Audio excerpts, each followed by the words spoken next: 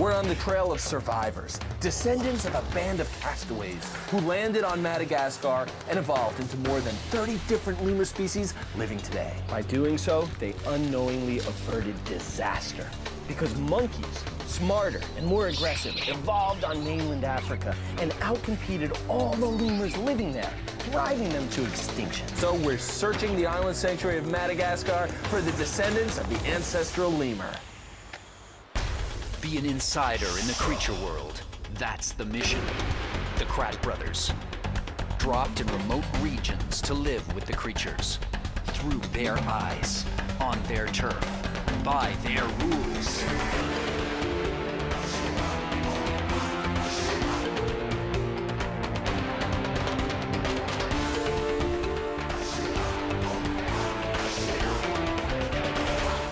Be the creature. I hope we're still off the African coast. How much longer can we float in the Indian Ocean here in this raft? But this is exactly where the ancestral lemur was. Tired, wet, sun-baked, hungry. Here in the Mozambique Channel, about 60 million years ago, a handful of early primates clung to a natural raft of vegetation and floated 240 miles from the African continent to the island of Madagascar. They must have looked something like a small mouse-sized creature with hands and big eyes. We call them proto-lemur. A group of them were probably set on their journey in a violent storm, clinging to a tree or some kind of vegetation. They were swept into a river and out to sea, only surviving because they were small, could store fat in their tails, go into a torpor-like state, and it's a good thing they lasted. Ugh. Because when they finally landed, they reached a place that had so many diverse habitats just waiting to be colonized. And over many, many millions of years, evolved into over 30 different species of lemur that are alive today.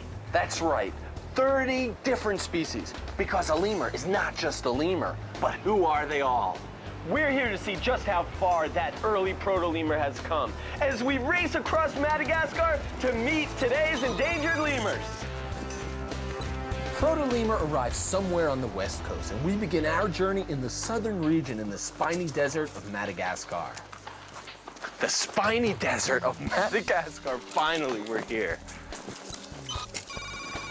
And it is spiny. Spines are low, spines are high, they're everywhere here. And you have to be especially adapted to survive these spines. Hey, a radiated tortoise. The shell, a tortoise's armor against the spines. Now that is highly evolved protection. But our big question was, what did the lemurs do to survive? How could any lemur land on these spiny Dideracia? I don't think I'll believe it until I see it for myself. Ow.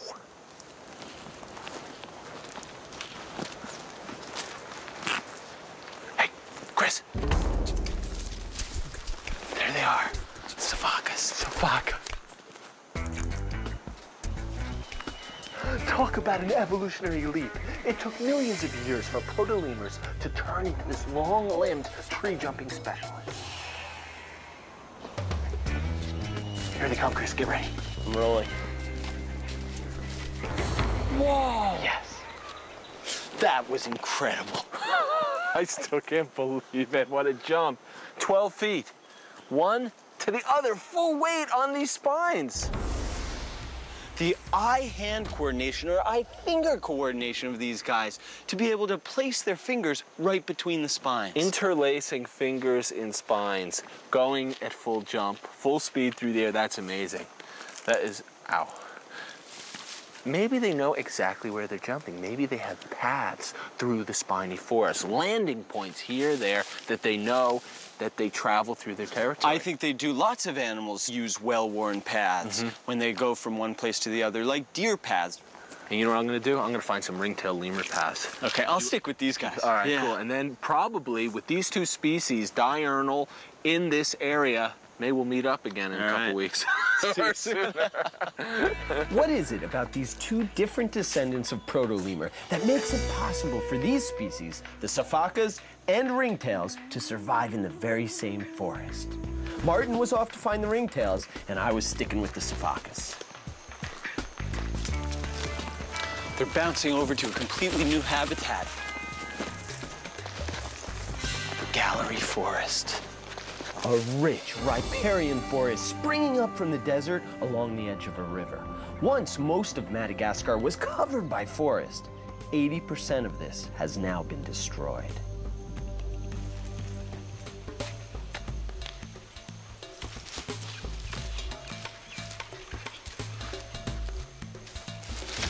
Incredible leaping ability. That's what Sophocus lemurs are known for. He's going low. It's incredibly rare to see this species on the ground. Whoa, another one up high. Wow.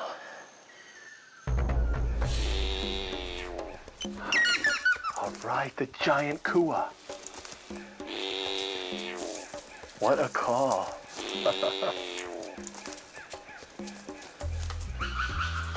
You hear that? That's what we're looking for. The alarm call. We're getting close. We're right under him. I joined up with one of the most terrestrial of all the lemurs, the ring-tailed lemur. Such good leapers. Look at that. Fantastic leapers. And it's a big group, too. Looks like there's between 25 to 30 of us. The largest group of any lemur species is made up of ring-tailed lemurs. And the ring-tailed lemurs are a very different offshoot of the proto-lemur, the only species in their very own genus. Look at that tail. That is the sure giveaway that you're looking at a ring-tailed lemur. Ringtails are the only lemurs that have stripes on their tails. Why do they have such conspicuous tails? It's all about the social nature of these lemurs. They live in huge groups. Those striped tails are great banners, advertising. Here I am, there you are. They can see each other, keep together, and if that's not enough, they have that contact call. That...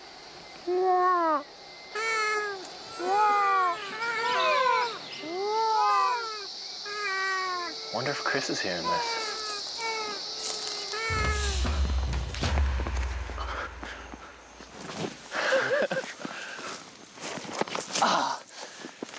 This vertical clinging and leaping is impossible for a human to do.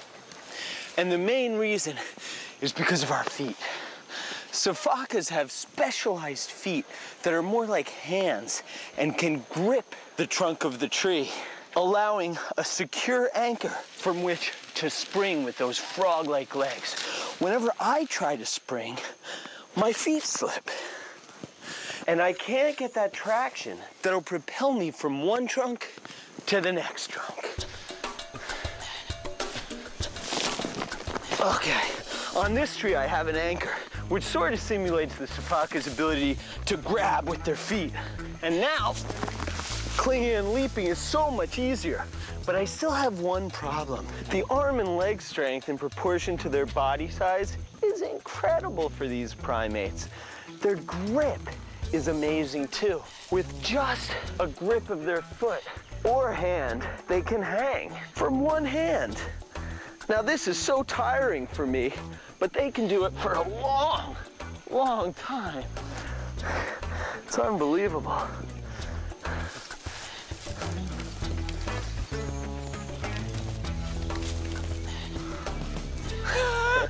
One thing Sophocus love to do is play. They're like two ping pong balls chasing each other through the trees. Hey, can I get in on this? These young Sophocus are curious.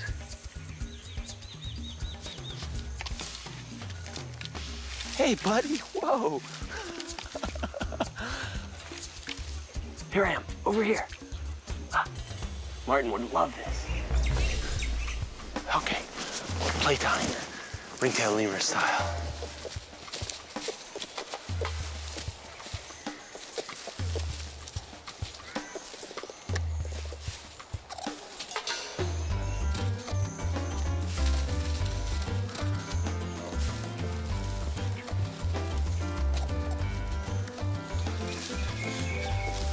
This is windy weather, nice and cool. And it brings out the frisky spunk in these lemurs. They're up like this, boxing at each other, and then racing around the trees. Even a tail grab. They get so excited, these males, when they play. They grab their tails and sit there and rub the scent from their wrist glands on their tails. Now, this is play now, but it's a precursor to the stink fight, which is a ritualized way males do battle during the mating season. First, they spread their scent all over their tails. They do a handstand, and the tail goes over the head, and they throw the stink at the other one, intimidating him, trying to get him to back off. That is uniquely ringtail lemur. And smell is more important to lemurs than any other primate. See, in a dry forest like this that has some openings, especially when the area's been disturbed by humans, being able to come to the ground is really important in this part of Madagascar. Chris is lucky, though. Sometimes the sifaka come to the ground. Are you guys heading down? Whoa.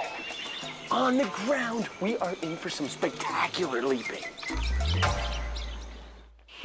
This was something I'd always dreamed of seeing. The tree specialist was hitting the ground. Wait for me! Leaping lemurs, look at these guys go.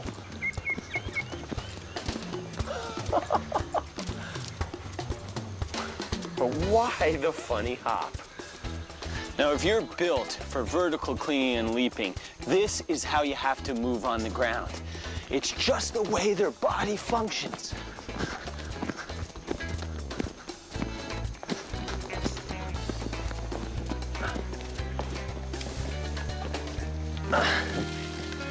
Into the tree for a safety break, look for predators, then off again. They spread their arms for balance and use those leaping legs kind of like this. They cross over one another, they leap really high, body upright, and sideways to the direction you're traveling. Arms out for balance, sometimes crossing in frog-like leaps. But it really takes the wind out of you. So sifakas have to take a break every now and then, especially those mothers with babies.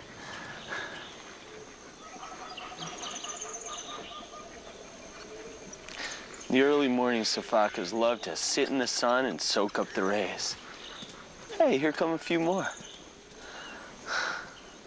This young sifaka is about 3 months old. He's still riding on his mom's back, but by 6 months of age, he'll be fully mobile.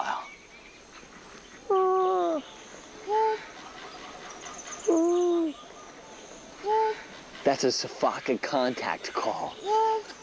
There's another call the sifaka makes that gives them their name. It's the alarm call, and it goes, shifa, shifa. There, she's doing it right now. Shifa. See those deep wrinkles on her face? This mother's old. Sifakas are mature at 4 and will usually have a baby every year after that. Only 50% of the babies survive their first year, and some of those can live to be more than 20 years old, sharing the years and the forest with many other creatures. A spiny chameleon. One of 57 chameleons found in Madagascar, and that is about half of all the chameleons in the world. Hey, keep your eyes peeled for Chris and the sifakas. They've got to be around here somewhere. Hey, but steer clear of those ringtails. They've been known to eat you guys. There you go. Got it? Now, what are you doing in the cactus?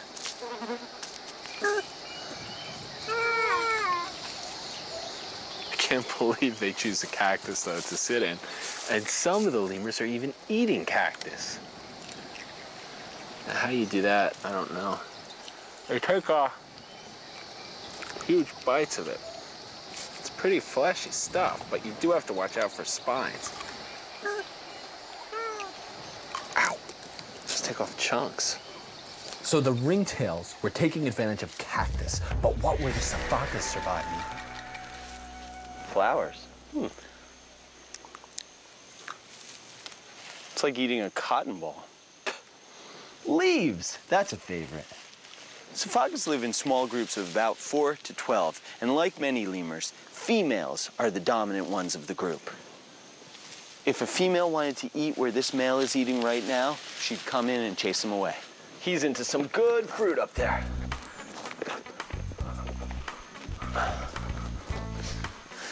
Ah, some Renaria gravia fruits. First, they bite the whole berry off, and then chew it up in their cheek.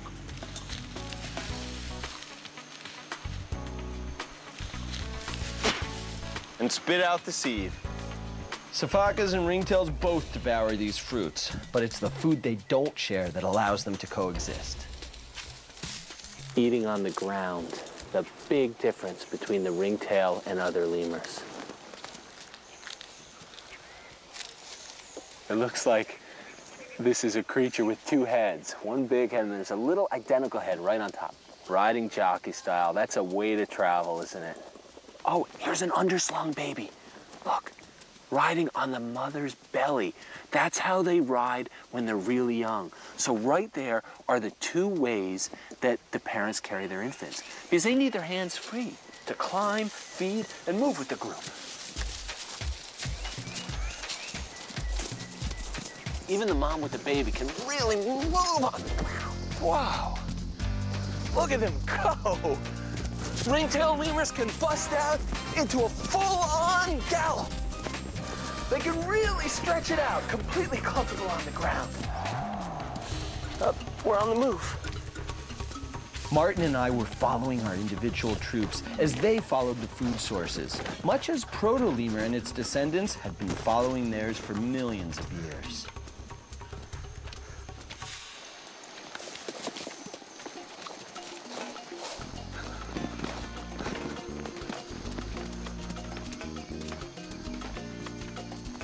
Hey, there's Chris.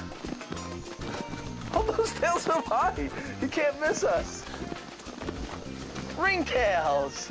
And Martin, you found them. Martin, you found the ringtails. Hey. Yeah. Aren't they great? They're a huge group, almost 25. They're great. So they meet. The two lemurs meet. I think we have a great fix on these two. I mean, Sifakas are vertical clingers and leapers and feed in trees. Ringtails, quadrupedal runners and jumpers. Feed in trees and on the ground, too. Sifakas come to the ground only to cross open spaces. Ringtails are great on the ground, quick like a fox. Two very different lemurs radiating from a common proto-lemur ancestor, but different enough to coexist in the same habitat. We've gotten to know the Sifakas and the ringtails. But since proto-lemur's progeny didn't just stay in one place, neither can we. It's time to move north on the trail of the evolving Madagascan lemurs. Okay, on down. Are you sure? Yeah. All right. Oh, this way? For millions of years, this was lemur country. People only arrived less than 2,000 years ago. But in that short time, a third of all lemur species have gone extinct. We want to see why. All right, salam alaikum. I mean, bezodro betiga. We'd reached the end of two paths taken by the ancestral proto-lemur, but there were so many more to discover. Our expedition continues as we head north. The range of environments here in Madagascar is incredible. From beaches, desert, high plateaus, it's all here. Proto-lemur's descendants spread across the island, evolving quickly, but now can't adapt to the exploding human population.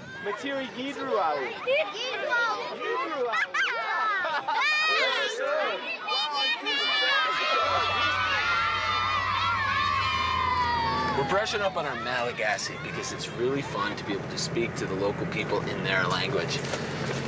Chris, what is the word for big? Lehebe. Nice. What's you like? You like is Tianao. Oh, right. Okay. So it's like Tianao Maki. I like lemurs. We were now driving through disturbed forest, where lemurs are increasingly hard to find. The black and white ruffed lemur, once common up and down the East Coast, is now rare. Today, it's heavily hunted for food, so it's a double whammy. hunted towards extinction while its habitat shrinks. And it's a unique lemur line, the only large lemur who leaves their young in nests.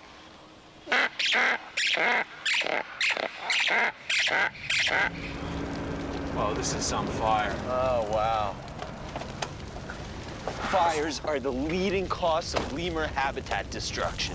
Look at these flames. It doesn't matter if fires are set for slash and burn agriculture or for creating charcoal. Once the forest burns, the soil is bare. The next rain washes the topsoil away, so the forest can never regrow. It becomes a barren grassland. Imagine if you were a lemur in the path of these flames. You're leaping through the trees, leaping for your life and abandoning your home. Chris, we gotta get the truck out of here. The flames are too hot.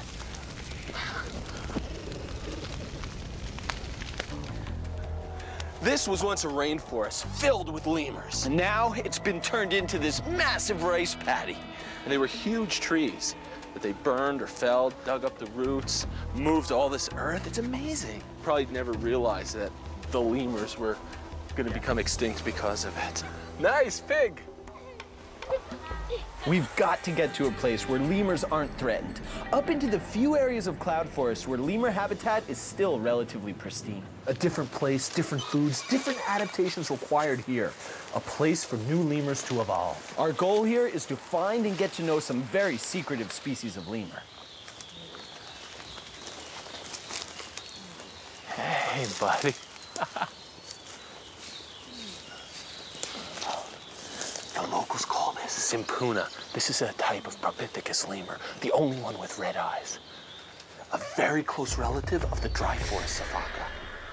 The same body design, but obviously different coloration and a lot of different adaptations that allow this simpuna to live in a completely different environment.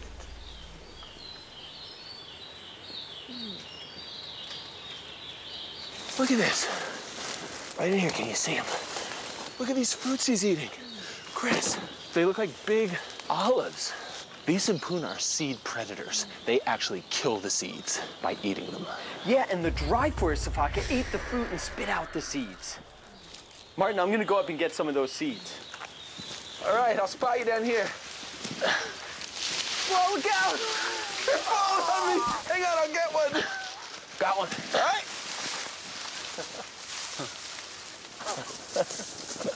This is what the lemur's doing. Stripping off this inedible outer coating, which is meant to protect the seed. So the lemur gets rid of that. That's a nice seed. It almost looks nut-like.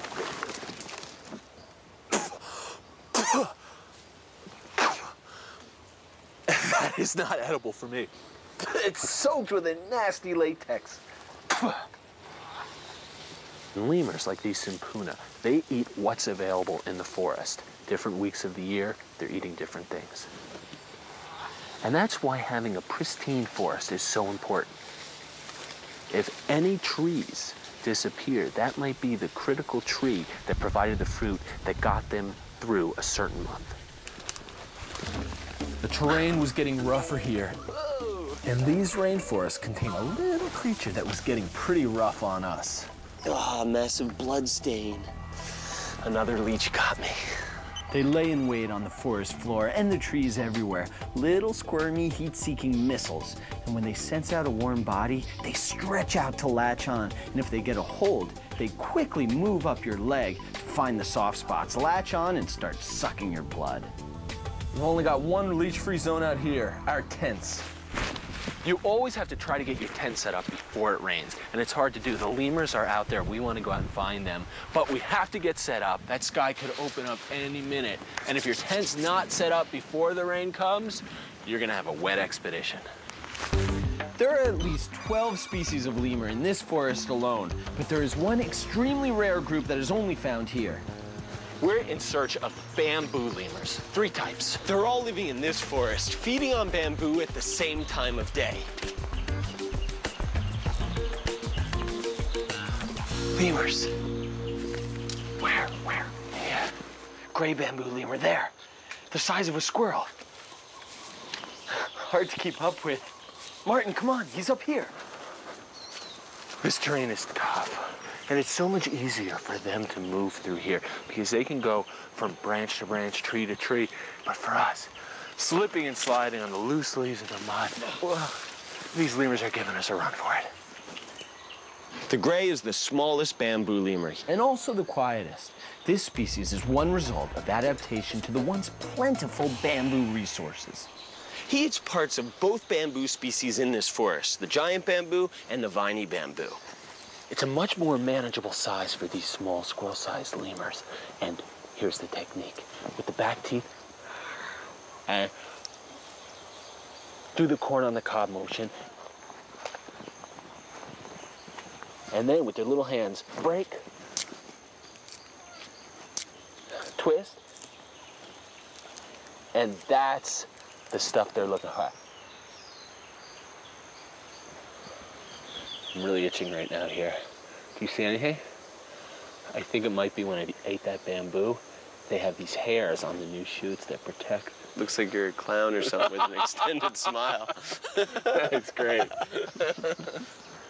One bamboo lemur down, 2 more out there somewhere. The golden bamboo lemur, way up there with the bamboo leaves. This lemur was a surprise and recent addition to science's evolutionary tree, only discovered in 1986. This is a new bamboo shoot filled with protein but protected by cyanide, and only the golden bamboo lemur can eat it. This part of the bamboo has such high levels of cyanide that it can kill a rat in a matter of minutes. But the golden bamboo lemur is a cyanide specialist. They can eat this, getting past the bamboo's defense to the great protein inside this fresh young shoot. And only they can eat it, so it gives them a great competitive advantage. It separates them from the other bamboo lemurs, allowing 3 species to live in the same forest. So that was the golden bamboo lemur, a medium-sized primate known to science for less than 20 years.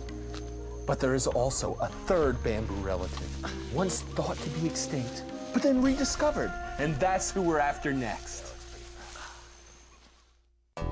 In secret places, pockets like these off the beaten track, that's where the surviving greater bamboo lemurs hid out, until they were rediscovered only very recently. Wow. Unbelievable. Wow, can't pass this up.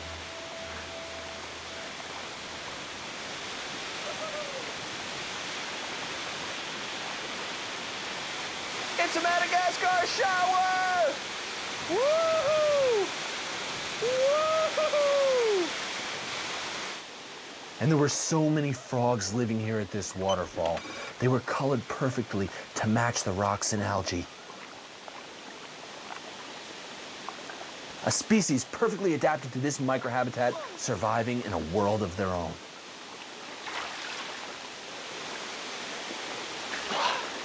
Check it out, a Malagasy crayfish. It's huge, and this one's a female. You can see her eggs right underneath her tail. They're bright orange. We gotta get her back in the water so she can oxygenate those eggs. Madagascar is full of hidden pockets of animal life. Looking for lemurs, they're the biggest and furriest creature out here, but they share this forest with so many other life forms. The reptiles, The amphibians. the insects, This cloud forest just pulses with life. so many chameleon species devouring so many insect species. There are unbelievable numbers of endemic birds. The nest of a paradise flycatcher. And there's a little pink egg inside. Let's back off and see if the parents will come back. All right, it's him, the father bird. Back to warm that egg. They take turns. It's a beautiful bird. So what other surprises can we meet in here? Hopefully, we'll be able to find the one bamboo lemur that everybody thought was extinct until a small group of survivors was found hidden deep in the bamboo forest. Hey, here's a sign that we must be in the right area. Only one type of lemur can get into these tough bamboo stalks, the greater bamboo lemur. He must be in the area somewhere. All right. Lots of bamboo means lots of bamboo lemurs. But it's tough to get through. Right there. Oh, great. All right, this is it. We can't miss it. This could be our only chance. All Okay, go for it. I can't miss it. He's going, shoot. He's just moving over a little bit. Let's follow him. Okay, here he is. Got him. Hello, greater bamboo lemur.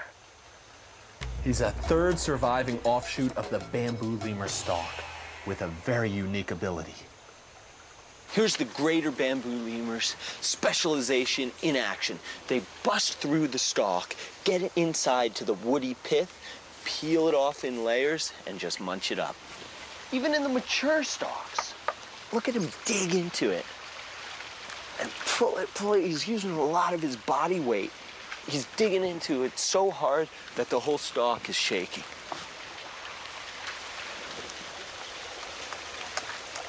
So what exactly does it take to eat this bamboo? Wow. Now this stuff is pretty tough. We can't even get a strip with our teeth. You gotta use your knife to cut into it. You can see how strong it is. Bamboo, but it's like wood. Wow, that's tough stuff. I can't even get it after you've made the cut. Let me You try gotta it. cut down again. There we Okay, go. there we go. And then, yes, Oh, then you okay. can strip. If you get into the grain, across the grain, you can pull the grain down. Amazing. Oh, yeah. But this is the hard stuff.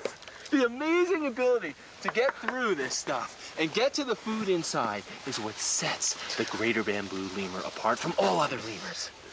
So many species have gone extinct, we'll never have the chance to see. This is one reprieve. This is one lost animal that's been found. Hear that? They don't make a lot of sounds, but most of the sound they've made so far is when they're telling another lemur not to come too close because they've got this bamboo to themselves. Whoa, this mom's really talking. Chris, the baby's right here. Oh, yeah. See how trusting she is? She's bringing her baby right in. Oh. Did you hear what he's talking about? Wow. That 2-week-old youngster is already showing white ear tufts, the trademark of the greater bamboo lemur. Without this specific species of giant bamboo in stands large enough to support a good population of these lemurs, greater bamboo lemurs would simply not exist. Hey, buddy, do you know how special you are? Now you're gonna be on TV. I'm gonna make you look so good, because you're gonna be a star. You're a bamboo eating star. Sunset in the cloud forest on the 12th day of our expedition. We'd slept through the day to get ready to investigate the nocturnal creatures. At dusk, we were ready to go. For weeks, we've been focused on the lemurs, but Madagascar has carnivores too. Civet species whose ancestors arrived around 20 million years ago, perhaps in the same way as the proto-lemurs. That's Galidia. A smooth, quick little barbarian. Very mongoose-like. That's a cool orange color. He was caught in a kind of snare. I don't know how he got out of that one. But they are intelligent. And good enough tree climbers to go after small lemurs. A close cousin, Phaneluca, is more terrestrial and nervous. They like to eat frogs, insects, geckos, whatever they can find in the leaf litter. Phanelucas are nocturnal, and this one's getting an early start. The darker the night gets, the bolder Phaneluca becomes. Phaneluca's still out foraging for food. Worm. Got it. Slurp.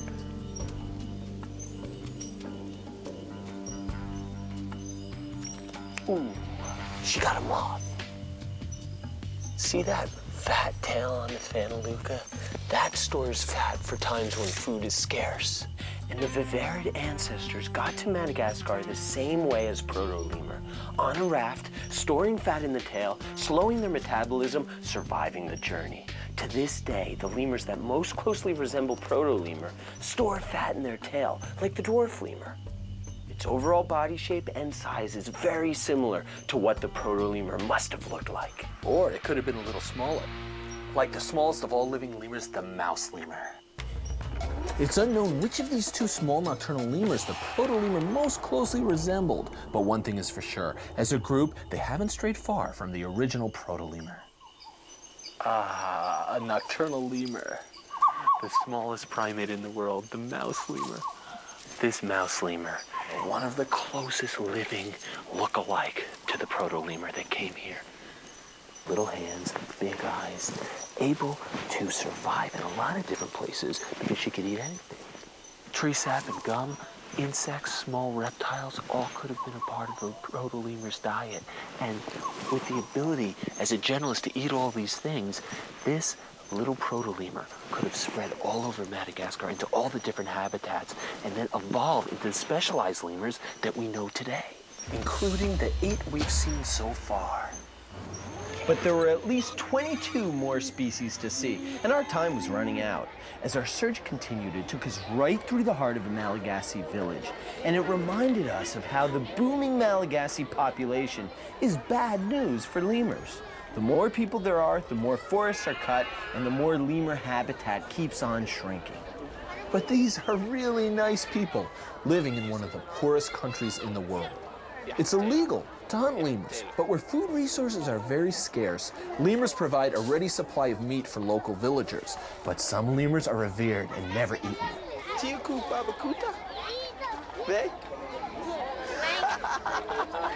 We stocked up on some provisions. Chris, you have that bag? I found the Vari. Okay. Here, you need the bag? Yeah. Okay. All right, now we are ready to get back into the forest and find the largest living lemur, about the size of these kids. Aisha. Babukutu? In foray? Just wait till you hear this lemur's call. It is incredible. Gotta get some more words. I know. Friends. Veluma Sakaiza. Veluma Sakaiza. We saved the biggest for last. We're heading north again, back up into some new hills and a new area of cloud forest. Now we're looking for the largest lemurs. All the action happens in the morning, so we have to find them fast. There are two big species out here somewhere. One silent and strikingly beautiful, and one among the loudest mammals on the planet. Okay, you just left off. Come along here. Psst, Martin. We're right underneath them. I don't believe it. The diadem safaka. Evolving from the same pint-sized proto-lemur, the diadem has outsized all other safakas to be the largest living today.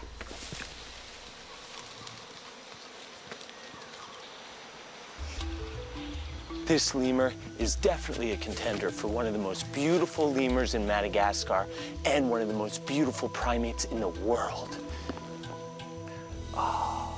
Oh, that infant there, she's the future of this species because there are less than 10,000 diademed lemurs left, and they're being hit hard by hunting. That sound, that's not these guys. You hear that, Chris? Up ahead. I hear something. Oh, jeez. Oh, yeah, this way. Another lemur shares his forest with diadem. It's big, loud. The injury It's not gonna last long.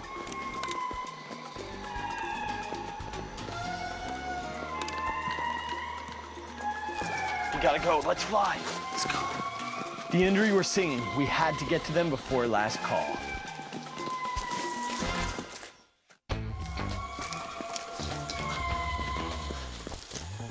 By the time we reached them, the injury were silent.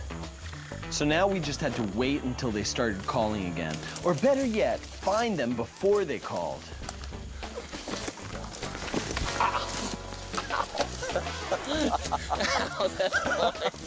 Grabbed me and threw me into the... This way. The injury a lemur about as long as a 6-year-old human. Somewhere along the evolutionary road, the indri pretty much lost its long tail. Only a stub remains. I love their black hands and feet. It's almost like they're wearing scuba gloves and booties. The indri lives in family groups with a mother, father, and all their offspring. Offspring usually stay with the group until they're about 7 years old. This group has at least one older offspring and one young offspring, who's leaping on her own already. Oh, wow. The baby is leaping, but she's so high up there, look. Oh, yeah. I don't think, she's fantastic. It's amazing that we're seeing a baby indri. Because they're the largest lemurs, they also have the most time before they are sexually mature, ready to produce offspring. So to see a baby of this endangered species is phenomenal. Grooming. Grooming with the lower four incisors shaped as an actual comb. This is unique to lemurs. Got it, got it, got it, got it. I can't see the actual teeth making up the comb. Oh, I just can't get the angle. Oh, there was the little one to call me Mom. Now it's Mom's turn. The indri only make that haunting, eerie call a few times a day, so we have to stick with it, be patient, and above all, be ready. These trees are hard to shoot through, so we've got to stick with them. Movie. There they go. Calling.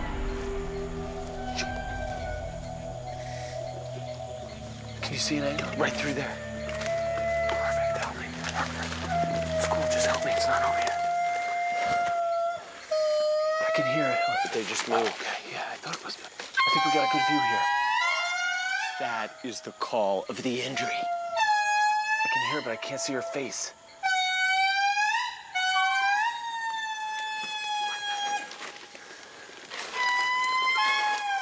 Her face is always blocked. Can't believe this. That sound can be heard for miles away, and it's the way for indri to announce its claim to this part of the forest. This is this group's territory, and they're letting everybody else know that. Hear the neighbors? They're answering. Yeah, now I see your face, but you stop calling. It's really tough getting a picture of these guys making that amazing sound. This forest is so dense, and we just gotta find that right hole and show you that. They moved just a little, and the window's gone. Let's go. Let's keep up with them. This is tough in here. The repositioning, getting comfortable. At least they shake the trees so we can know which way they're going. I think I saw the mom and baby head this way. Right above us. Okay.